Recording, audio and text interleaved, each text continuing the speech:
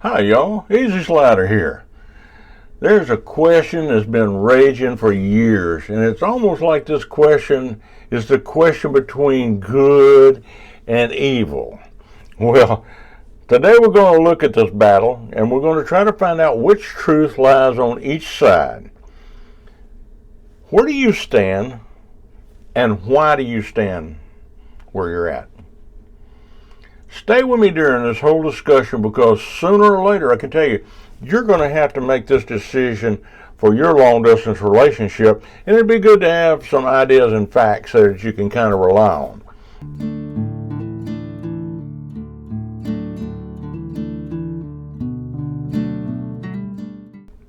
You know, a lot of people who've been following this channel from the start know that I had a goal in mind when I started, and the goal was to make this the go-to channel for long-distance relationships. And I can tell you, it hasn't been easy. It's been a challenge. And I will tell you from the start, I knew that I couldn't do this alone. So I called on you and I asked you for help. A lot of you rallied and you came and you offering your help through comments and subscribing to the channel. I want to say thank you from the bottom of my heart. You know, each of the subscribers to this channel have a special place here, and because we're helping others, and we're going to make this easier for them as we go back. This is something that's been going on, this question, for years. So anything we can do to help each other, that's what it's all about.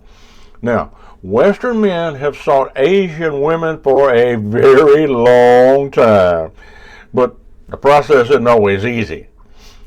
But with your help, you and I are working together, and we're seeking answers that we can provide to them to help the people in the Philippines and the other Asian countries that are in the long-distance relationship. We want to make their journey a little easier, so that's what we're doing. Now, continue to help me on this journey and subscribe, and we're going to build a strong support system for all of those that's in that long-distance relationship. Okay. It just seems like that I get this same question over and over and over. The one side of the coin is someone is saying that we're evil and horrible for promoting a channel like this. Well, I have an idea that probably nothing that we're going to say here is going to change their feelings.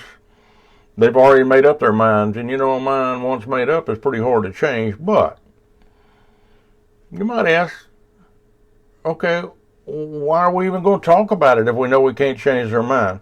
Well, it's my hope that our discussion can at least do a little bit to help the people open their minds a little bit and be a little more objective and a little less critical. All right. With all that said, what in the world is Slider talking about? Well, that's the question. The question always is, should I marry a younger Filipino or an older Filipino? Well, wait. Don't go nowhere. I know already you're thinking, okay, I've heard the answers. I've heard this before. I don't need to. No. We're coming at this a little different today, and I think this will give you something to think about, and this will help you out a little bit and kind of load your mind with a few extra answers that maybe you didn't have before. So stay with me. Don't go nowhere. You got a few minutes to spend with me, so hang tight. It's something that you're going to have to answer sooner or later, all right? Now, tonight, I went to the wake of a friend. You know, as I stood there looking, I was reminded of the fact that our youth is slowly, year by year, slipping away from us. Now, some people race to get plastic surgery to hold on to the moments, you know, that little moment of youth that they can hold on to, while others just face it and they look in the mirror and they begin to see the time showing on their faces. Wrinkles appear, our bodies slow down, and our ability to accomplish things that used to be easy is not easy anymore. Our strength has declined, and age is taking over, whether we like it or not. Hey, we all know that's not what we want, right? Hell no, it's not what any of us want. But often your minds think back and you think about the dreams you had, you think about what you looked like in your youth, and you don't want to lose that, but you have no choice. Some of the men have discovered the Philippines and other Asian countries, and their cultures accept older men as not being a bad thing. In other words, a second chance for youth. Wow, what a thought. We're going to break things down into two age groups, the 20 age group and the age group over 30.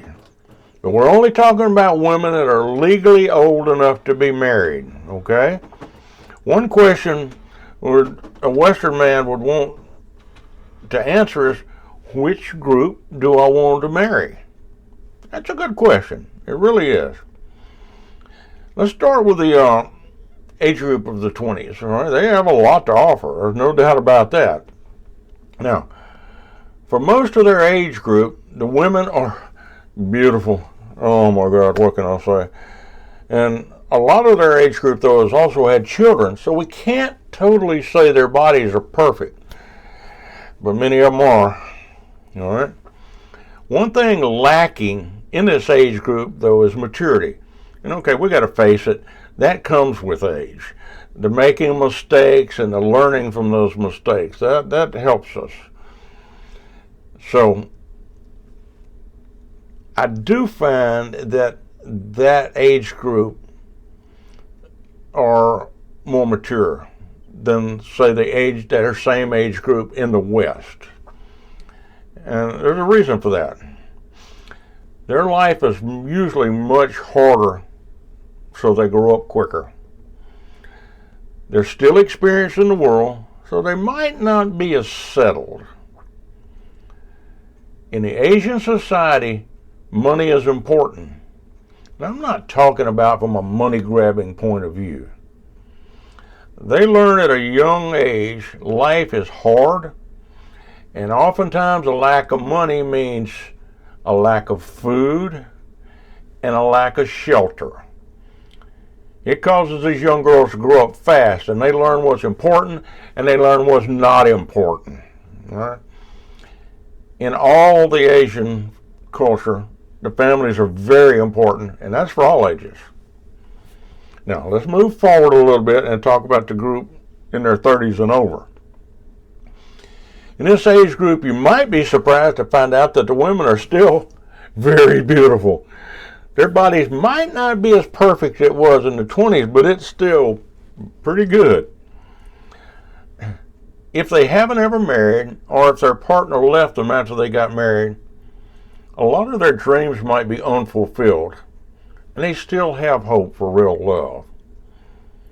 One thing for sure, though, is they might be saddled with some baggage. The important thing here is to understand how this baggage has affected them. Some of them are still very happy, and they look at the world with a gleam in their eyes, while others might be saddened because of the things that's happened to them. Both groups are very loving, and just as the younger group, the group over 30, hold the highest regard and respect for their family. Now, the older groups seem to have more balance in their life. And the reason for that is because they've experienced more highs and more lows, and they have learned to kind of level things out. A really sad thing, though, in many countries, they're considered leftover women, and they have a word for it. It's kind of surprising, but that's what, leftover women. So they understand how their culture looks at them, and it seems to focus them more on knowing exactly what they want out of life. Part of their life is already passed, and they're already being as leftovers, so they're focused, and they know what they want, because they feel leftover, but it gives them a chance, because if they have that one chance, they're going to use it to build a strong and loving family. They're not going to fool around. In a recent video, I spoke about statistics, and in a video that gave a Western man and an Asian woman a higher chance of their marriage staying together. Did you know that? Okay, go back and watch video number 25. It sheds a lot of light on the things that are interesting, but it also sheds a lot of light on things that you should probably know. Okay, which group have you chosen? Can we all laugh a minute? Remember I mentioned about age? Okay. I mentioned how we want to hold on to our youth that we have. And I ask you, what if we married a younger woman? Wouldn't that make us feel younger? Well, don't answer. Don't answer. Just put it in your mind and let it stay there. Wouldn't it make us feel younger if we married a young woman? Well, let's get back to the part where we're evil for allowing an older man to marry a younger woman. How can we promote such a thing? This has just been recently asked of me. Well, I'm curious as to what you have to say. If a younger man married an older woman, would it be just as horrible? Ugh. But wait. Let's take this question to another level. Let's take culture out of it and countries out of it, and let's take it down to the basics. And just kind of follow me on this short story. Let's say you're 21 years old and you just finished college. Life has been really hard and you have struggled your whole life. Poor, that's something you know a lot about. Food shortages, not so great living conditions, and for sure not the latest fashions to wear, and not even the best medical care. Well, you're intelligent and you have good common sense. You know now that things are going to get better because your education is going to give you a better chance than you had before. So things are looking up. Great. You found a job and things are changing for the better of you and your family. Let's say one day that you met a man online and you just kind of started talking to him, just casual talking, but over a few months you began to learn a lot about each other and you really enjoyed each other's company. All right? The biggest difference was you're 21 and he's 38. Now, maybe in the West that might be a game stopper. But for you, it's never been a problem because everything goes well, when you talk. Many times you've talked, everything has been good. Now, as time passes, frankly, you become really close friends and even found a lot of comfort in each other. You look forward to talking to him every day because whatever you're going to talk about that day is going to be a good thing. If you got a problem, you're working it out together. If you got something to share that's exciting, you share it, and it just makes both of you happier. You've been honest with each other, and you've shared your feelings. Now, he realizes that your life is not easy, and he mentioned if you were married, he'd treat your family with respect, and he would even help them with food. He would even buy them food. Now, he's not forced you to do anything. He's only offered out of the kindness of his heart. That's all. Now, here's where it gets sticky. It seems like this is the place where some say the Western man is using the Asian woman. He's taking advantage of her. He knows she has a lack of money, and he knows that she needs things, so he uses that against her. Is that true? Well, to me, in my way of thinking, it actually seems like the other way around. It seems that if she married him just for money, she'd be using him. But let's skip that a moment and look a little deeper. I want to ask a question. Does she love him? Yeah. Does he love her? Yeah. Will being married to him help her? Sure. Will being married to her make him happy? Yeah, I think so. Okay, let's stop at this point as we've established that both will benefit and both will be happy. Now let's take a look at the law. Now, please correct me if I'm wrong, but in my many years of working with laws, I do not know of any law that says a 17-year age gap in a marriage is illegal. People might say, oh, no, that's not what I mean. That's not what I mean. It's just wrong. Okay, why is it just wrong? I'm guessing that some people assume the idea that it's wrong comes from the Bible. That would be my best guess, all right? However, my research falls short of finding any condemnation of age differences in marriages in the Bible. The Bible does not condemn large age differences in marriage. The Bible does suggest that couples use wisdom, maturity, and the fact that they're ready to be married. And that's all discussed in there, and that's important.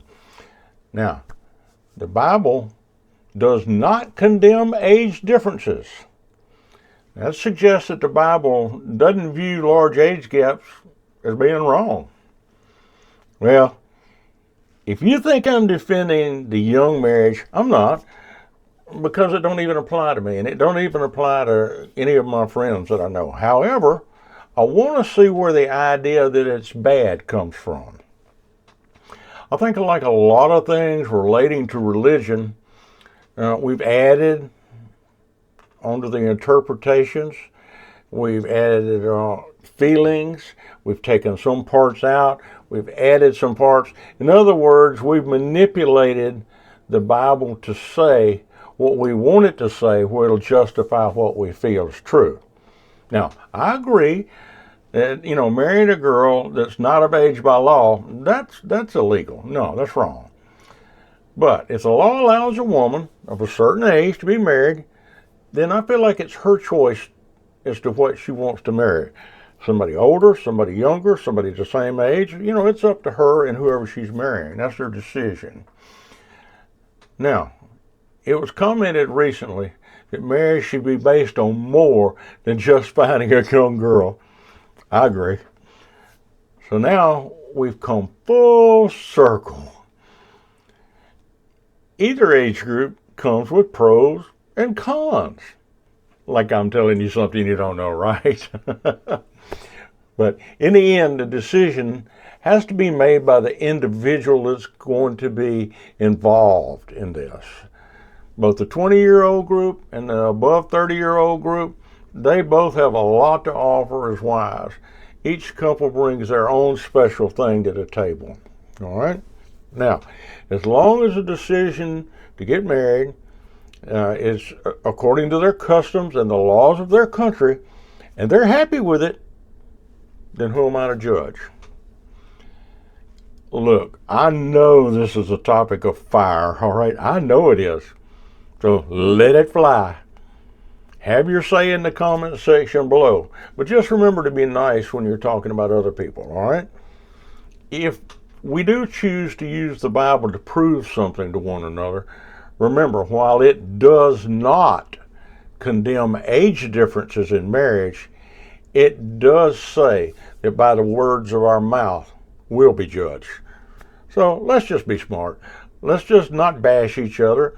It's not worth it. And I don't normally bring religion into a topic. I don't like to, but sometimes we just have to. We just need to. It may be to answer specific questions. And it's not my intention to badmouth anyone. All I'm looking for is the truth. And I know that everybody has different ideas and different opinions, and I respect that, okay? But just to say at the same time, as we're expressing our opinions, we don't have to do it by downing somebody else. So don't forget to subscribe. Be a part of our long-distance relationship journey, because it's forever interesting, all right? Now, let's just slide on over and uncover a few more long-distance relationship rocks to see what we might find under them. Come on, let's go flip a few over.